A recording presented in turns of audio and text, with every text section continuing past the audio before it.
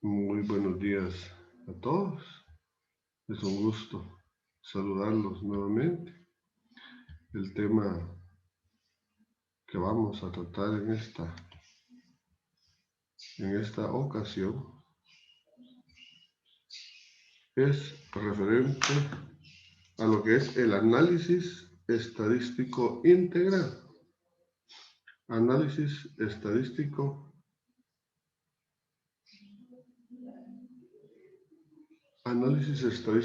integral. Vamos a tomar una pequeña fotografía más.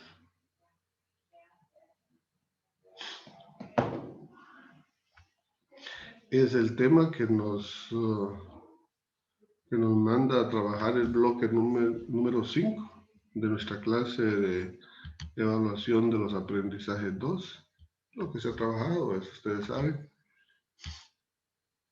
con respecto a lo que son la elaboración adecuada de las pruebas objetivas y al final, pues, cómo se analizan esos resultados que se obtienen de acuerdo a la estructuración adecuada de las mismas. Entonces, análisis estadístico integral. ¿Qué es el análisis estadístico? Miren ustedes, eso es una ciencia. En sí la estadística, a ustedes, es la ciencia de recopilar, explorar y presentar grandes cantidades de datos para descubrir patrones y tendencias implícitos en ellas. Las estadísticas, miren, se aplican todos los días en la investigación, la industria y el gobierno. ¿Para qué? Para que nos volvamos más técnicos, más científicos acerca de las decisiones que se necesitan tomar. Entonces, en primer lugar, dice acá, los análisis estadísticos más convencionales se refieren a toda la prueba que nosotros trabajamos, la prueba del coeficiente de variación, la fiabilidad y el error típico. Ese fue el último tema que se vio pues, en la clase anterior, cuando hablábamos de la estadística inferencial, que ustedes se recordarán. Entonces, en sí, la estadística, ustedes se recuerdan, es la ciencia que se encarga de la recopilación, la ordenación, la tabulación de datos, en este caso, resultados de los exámenes, de las pruebas objetivas que se aplicaron para ver las tendencias, más o menos cómo es que el alumno de mejor manera responde a lo que se le está preguntando. Y de acuerdo a los resultados que se obtengan, que se tomen las mejores decisiones. Y es que nosotros estamos hablando desde el punto de vista estadístico, aplicado a la educación, aplicado a la evaluación, a los resultados de las pruebas objetivas. Pero como dice acá, la estadística se aplica en todos los campos de la vida diaria. Miren ustedes, en todo se aplica la estadística. Y de hecho, pues desde el principio de la aplicación de esta ciencia, ustedes saben de que viene desde hace mucho tiempo. Y que a nosotros nos sirve ahora para aplicarla en lo que es los resultados de las pruebas objetivas. Entonces,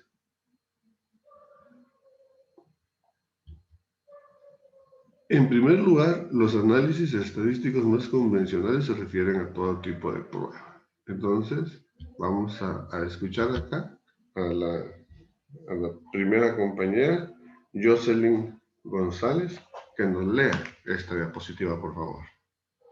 Así es, Está bien. Análisis referidos a toda la prueba.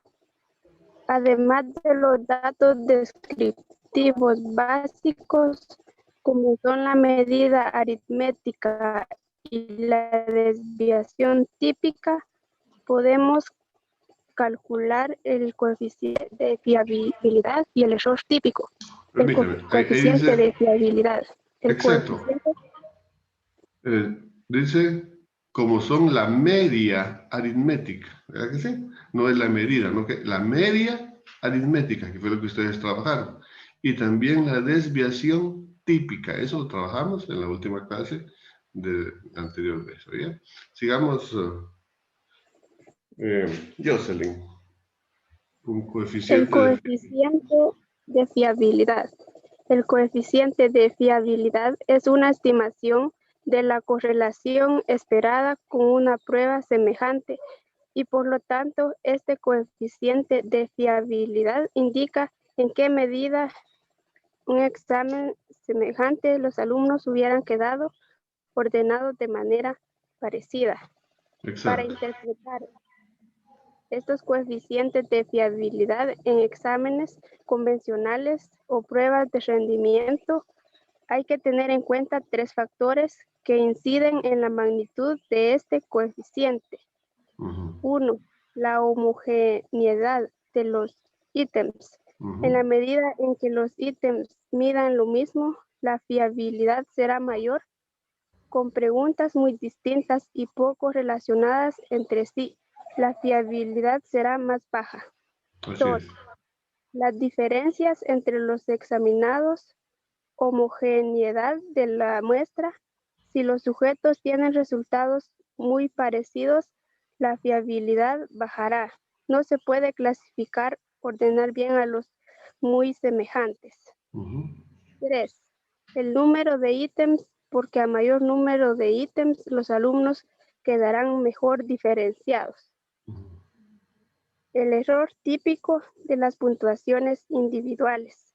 El error típico también se refiere a toda la prueba y en la práctica puede ser más útil que el coeficiente fiabilidad.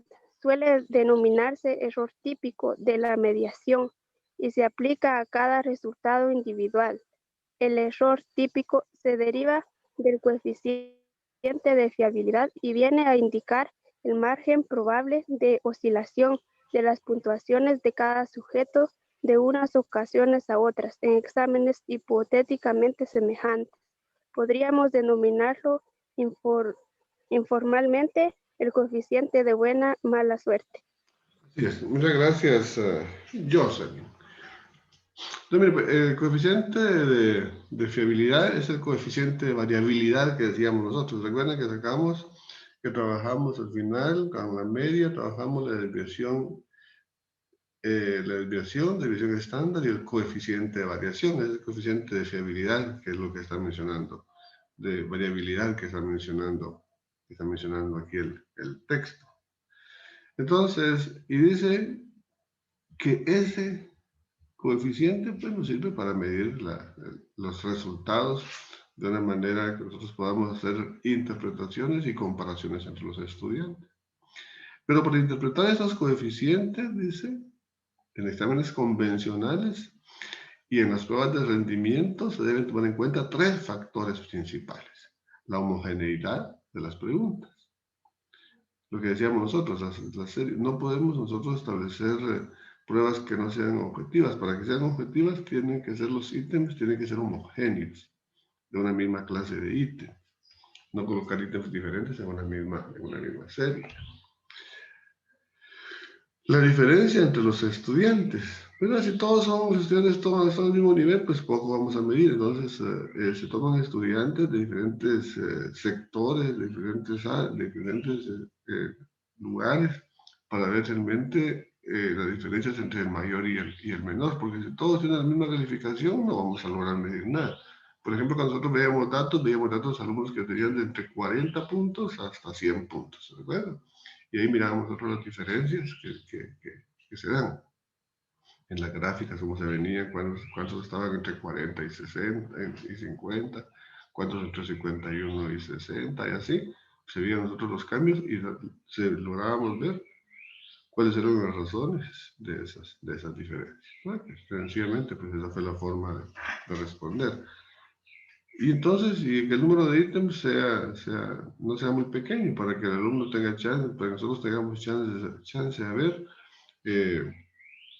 los resultados, las respuestas que daban los estudiantes y poder ver nosotros alguna variabilidad entre ellos. ¿Verdad? Si los alumnos todos tienen la misma calificación, se puede decir, no vamos a poder calcular media, mediana, moda. Entonces, y entre los alumnos que todos tengan la misma capacidad, eso pues no, nunca se va a dar. ¿Bien? Siempre hay diferencias entre los alumnos y la estadística nos sirve para medir esas diferencias. Entonces, aparte de eso, tenemos esta otra diapositiva que se refiere a la interpretación de los resultados y le vamos a pedir de favor a Walter Nájera que nos lea esa diapositiva de interpretación de resultados. Está bien. Interpretación de resultados. Este análisis que se limita a una mera tabulación de las respuestas. Es muy sencillo y también se puede programar. Apartar una información de interés que se interpreta con mucha facilidad y de manera intuitiva, sin necesidad de análisis estadístico. Posiblemente es el análisis el principal más útil para el profesor. Se trata de organizar las respuestas de manera que permita una reflexión rápida sobre las preguntas y sobre los alumnos. El proceso es el siguiente. 1. Se ordenan los sujetos de más a menor según su puntuación total en la prueba, según el número de respuestas correctas, no por las notas que se les asignen, y se selecciona el 25% con puntuación total más allá, grupo superior, y el 25% con puntuación total más baja, grupo inferior. También se escoge a veces el 27% o el 33% con tales más altos y más bajos, pero el 25% es un porcentaje cómodo y suficiente. 2. Se tabula la respuesta de estos dos grupos en cada ítem, de manera que se pueda ver cuántos de cada grupo superior e inferior han escogido cada opción. Esta tabulación de las respuestas se presenta ya a muchas observaciones de interés para el profesor que ha redactado los ítems. Se separan los grupos de estudiantes de acuerdo a las calificaciones que obtuvieron. 25% quiere decir que si son, por ejemplo, son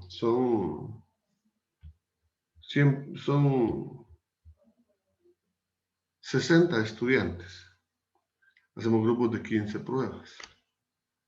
De acuerdo a las más bajas, a las siguientes, después a las que están en medio bajas, medios altos y a las que están altas. Esa es la sugerencia que nos da. O en 25%. O también se puede repartir en 33%. O sea, en 3 partes iguales. Pero nosotros para eso lo que hacíamos nosotros es aplicar la fórmula Struger.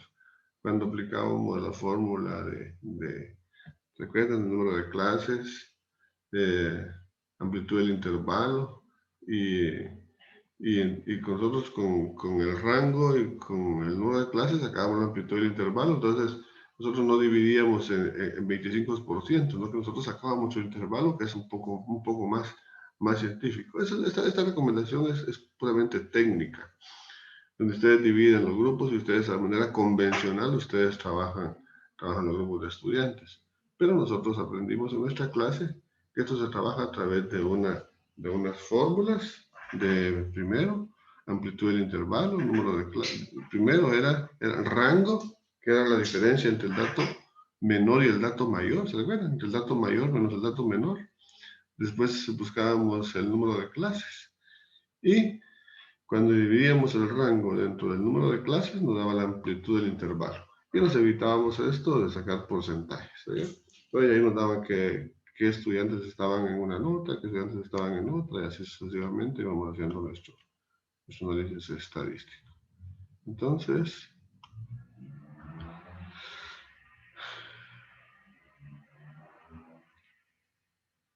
vamos a escuchar a Rebeca Román, que nos lea esta siguiente diapositiva respecto a las generalizaciones, por favor. Está bien, licenciado. Generalizaciones. Orientaciones de aplicación. Se recomienda el uso de este tipo de pruebas para medir objetivos de conocimiento que impliquen la capacidad para operar con los datos o informaciones que ya se han proporcionado o que se considera que pueden tomar parte del bagaje del estudiante, de sus conocimientos previos. El estudiante tiene que relacionar los datos, clasificarlos, hacer inferencias, etcétera. No obstante, en el caso de relación con hechos y datos, pueden promover un aprendizaje limitado a la memorización, para lo cual dentro de la materia tiene que combinarse con otros recursos. La educación de este tipo de prueba puede resultar complicada. Tiene que realizarse una formulación de series muy esmerada, con el fin de evitar inducir la respuesta correcta. Además, se hace difícil encontrar opciones homogéneas que exijan discriminaciones por parte de los estudiantes. Didáctica del trabajo. Ajá. Ay, perdónenle, pero la letra muy chiquita. ¿Así? Está viendo por el teléfono. Ya no miro mucho, Lick, pero leí. No se preocupe. Gracias. La capacidad de operar los datos va a depender de la forma como se haya elaborado la prueba, de acuerdo al interés que hayamos puesto nosotros en elaborar esa prueba. ¿Verdad? Si las preguntas no eran bastante homogéneas, si las preguntas nosotros las hicimos con el mero que fueran todas de una misma categoría, si nosotros no pusimos en una misma serie preguntas de diferente clase, todo eso nos va a ayudar a nosotros para que nosotros orientemos la aplicación. ¿Verdad? Acá pues el alumno va a obtener una respuesta de acuerdo a lo que se le compartió en la clase. Entonces aquí estamos hablando ya de lo que es la orientación de la prueba. Entonces, síntesis reflexiva. Vamos a escuchar a don Marcos Interiano, que nos lea esta diapositiva. Está bien, licenciado. Ajá. Síntesis reflexiva. Las pautas generales para la elaboración de este tipo de pruebas son: 1. Determinar los contenidos de la materia que más interesan a evaluar. 2. Redactar un enunciado explicativo de la prueba, especificando claramente el tipo de respuesta que se tiene que dar y los criterios de corrección que aplicaremos. A diferencia de otros tipos de prueba objetiva, no hay ninguna fórmula preestabilizada para la corrección. Número 3, redactar un enunciado explicativo para cada pregunta, explicando claramente el criterio en que se basa la asociación de elementos. Acá lo que nos está hablando es la tabla de especificaciones que nosotros teníamos que venir haciendo para poder nosotros determinar los contenidos del curso que nosotros nos interesa evaluar y cómo lo vamos a evaluar. redactando adecuadamente los contenidos y que todos los contenidos fueran incluidos en esta prueba. Muchas gracias, Marcos. Y vamos a escuchar a la compañera porque el tiempo se nos está terminando. Vamos a escuchar a Berta Ruano con esta diapositiva.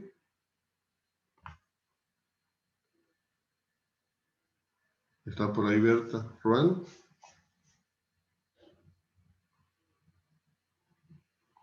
Miren, como parte de la síntesis reflexiva está también el redactar la serie de elementos que el estudiante tiene que relacionar. Normalmente estas se organizan en 2 columnas. La primera columna corresponde a los elementos de enunciados o premisas y la segunda a las opciones de respuestas. Por lo tanto, cada elemento de la primera columna agrupa varios elementos de la segunda, o sea, que tienen que relacionarse una con otra. Así, la primera columna tiene que tener menos elementos que la segunda. De esta manera, además se evita el acierto directo de la última opción que se va a ir dando por la eliminación de las demás que se van a ir relacionando. Eso se llaman los distractores que uno tiene que colocar a un lado, ¿verdad? Y a otro lado los enunciados para que el estudiante vaya relacionando. Aquí estamos hablando de un tipo de pregunta. Tiene que evitarse dar pistas de las respuestas como las concordancias gramaticales, ¿verdad? Y al final, por último, la prueba, ordenar los ítems dentro del cuestionario. Los ordenamos y los numeramos según los criterios preestablecidos. El orden secuencial en el temario o también se puede hacer por el orden de la dificultad que nosotros creamos conveniente. Entonces, miren aquí dice: la educación es el arma más poderosa que podemos usar para cambiar el mundo. Eso lo dijo Nelson Mandela.